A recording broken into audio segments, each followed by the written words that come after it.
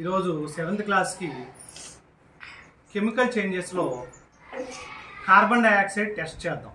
దీనికి కావాల్సింది ఏంటంటే ఇందాకట్లాగానే టెస్ట్ ట్యూబులు 2 కావాలి. ఇంకో టెస్ట్ ట్యూబ్ ఏది, 2 టెస్ట్ ట్యూబులు కావాలి, వెనిగర్ కావాలి, నెక్స్ట్ బేకింగ్ సోడా కావాలి, లైమ్ సున్నం కావాలి. ఓకేనా? మరి ఒక టెస్ట్ ట్యూబ్లో లైమ్ తీసుకున్నాం, అంటే సున్నాన్ని తీసుకున్నాం. దీన్ని కాల్షియం హైడ్రాక్సైడ్ అంటారు. మరి సున్నాన్ని తీసుకొని లైమ్ తీసుకొని దీంట్లో వాటర్ని యాడ్ చేసాం. ఇప్పుడు కాల్షియం హైడ్రాక్సైడ్ అయింది, అంటే లైమ్ సొల్యూషన్ ఏర్పడింది. చూడండి దీని కలర్ ఎట్లా ఉందో, ఈ రకంగా ఉంది. ఇప్పుడు ఇంకో టెస్ట్ ట్యూబ్ తీసుకుందాం.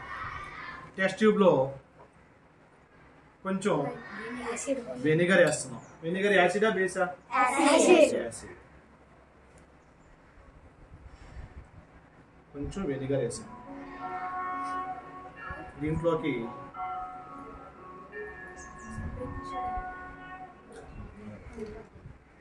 ఇప్పుడు కొంచెం బేకింగ్ సోడా వేస్తున్నాం.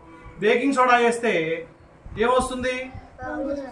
హిస్సం సౌండ్తో బబుల్స్ వస్తాయి, వేపర్స్ వస్తూ ఉంటాయి. ఆ వేపర్స్ ఏంటవి? Carbon dioxide. కార్బన్ డైఆక్సైడ్ అవునా కాదా అనేది ఇప్పుడు టెస్ట్ చేస్తున్నాం. చూడండి, హిస్సం సౌండ్తో బబుల్స్ వస్తాయి. చూడండి, బబుల్స్ వస్తున్నాయా? బబుల్స్ వస్తూ ఉన్నాయి. ఈ వేపర్స్ నేను లైమ్ వాటర్లో పంపిస్తున్నా.